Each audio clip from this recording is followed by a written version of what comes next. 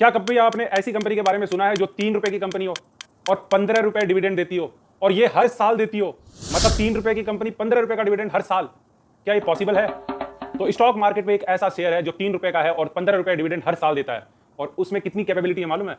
वो कितना डिविडेंड दे सकता है? वो 3800 रुपए का डिविडेंड हर साल दे सकता है। 3800 रुपए, क्या मजाक कर रहे हो भाई? 3 रुपए का शेयर और 3800 का डिविडेंड दे सकता है? बिल्कुल दे सकता है। और ये कंपनी की असली वैल्यूएशन है ना 6,50,000 रुपए के पास में, 6,50,000। ये कंपनी एशियन पेंट के अंदर में 2.95% का हिस्सा खुद रखती है और इसकी 2 सब्सिडरी कंपनी है। तो पहली कंपनी है सुप्तास्वर इन्वेस्टमेंट एंड ट्रेडिंग कंपनी और ये 0.68% एशियन पेंट में होल्ड करती है। और दूसरी कंपनी है मुराहर इन्वेस्टमेंट एंड ट्रेडिंग कंपनी, ये 0.6%, ये 0.6% मतलब बहुत कम, 1% से नीचे हो गया। लेकिन यही तीनों कंपनी को मिला दिया जाए ना, ये पूरी 100% सब्सिडरी है। अगर इन तीनों कंपनी को मिला दिया जाए, मेन कंपनी और ये दोनों कंपनी, तो लगभग 4.23% एशियन पेंट का होल्ड करती है। और अगर इसी एशियन पेंट की अगर मार्केट कैपिटलाइजेशन देखी जाए ना, 3,18,000 करोड़ का मार्केट कैपिटलाइजेशन, मैं करोड़ों की बात कर रहा हूं, 3,18,000 करोड़। अभी एशियन पेंट का भाव चल रहा है 3300 रुपए और इसके अंदर में इतनी ज्यादा होल्डिंग है। इसकी जो मार्केट कैपिटलाइजेशन होनी चाहिए ना, वो कितनी होनी चाहिए इस कंपनी की? लगभग 13,000 करोड़ की मार्केट कैपिटलाइजेशन इस कंपनी की होनी चाहिए। मतलब इस कंपनी का वैल्यू 6,50,000 से ऊपर होना चाहिए। मैं 6,50,000 एक शेयर की बात कर रहा हूं। एमआरएफ का शेयर की वैल्यू है 1 लाख रुपए, इससे भी ज्यादा वैल्यूएशन होनी चाहिए। लेकिन इसकी आज की वैल्यूएशन क्या है मालूम है? सिर्फ 3 रुपए। क्यों है ये 3 रुपए वैल्यू? और ये कंपनी एक एनबीएफसी है, नॉन बैंकिंग फाइनेंशियल कंपनी है, जो आरबीआई के अंदर में रजिस्टर्ड है और इसका काम ज्यादा कुछ नहीं है, सिर्फ ये स्टॉक होल्ड करती है इसी कंपनी का, एशियन पेंट्स का।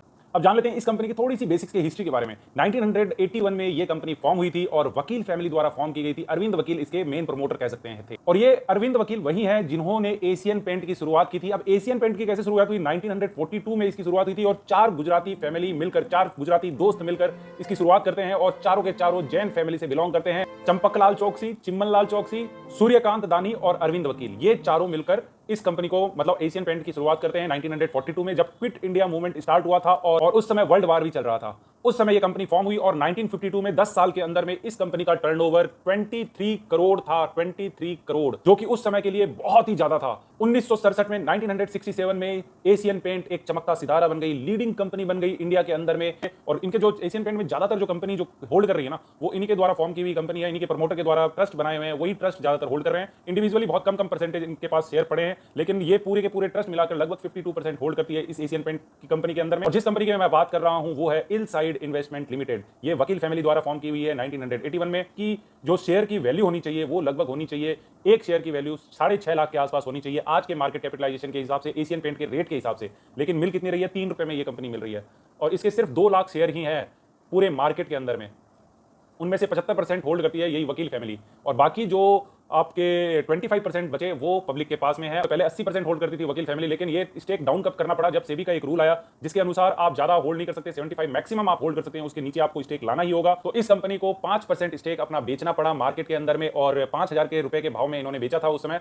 और एक और मजेदार फैक्ट बता देता हूं, इस कंपनी ने कई बार कोशिश की कि ये कंपनी डीलिस्ट कर ले अपने आप को। 2011 में लगभग 11,500 रुपए में इसने चाहा कि पूरे के पूरे शेयर्स को समेट ले, सब शेयर्स खरीद ले, इन्वेस्टर बचे हैं ना उनसे सस्ते में ये माल खींच ले। और फिर से 28 मार्च 2028 मतलब पिछले साल ही इसको फिर से डीलिस्ट कराने की कोशिश की गई। और इस बार कंपनी ने कितना ऑफर किया, गैस कर सकते हैं?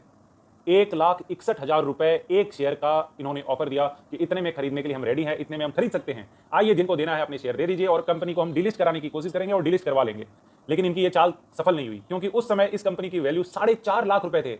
एक शेयर की वैल्यू 4.5 लाख रुपए के आसपास निकलती थी और ये 1,60,000 में खरीदना चाह रहे थे। और आज इस कंपनी की वैल्यू लगभग 6.5 लाख है। और हो सकता है आने वाले समय में फिर से ये ट्राई किया जाए या कोशिश किया जाए वकील फैमिली द्वारा कि इस कंपनी को उठाकर डिलीट करवा दिया जाए। जब तक कोई अच्छा ऑफर लेकर नहीं आएंगे तब तक मेरे ख्याल से कोई शेयर होल्डर इससे एग्जिट करने वाले नहीं है।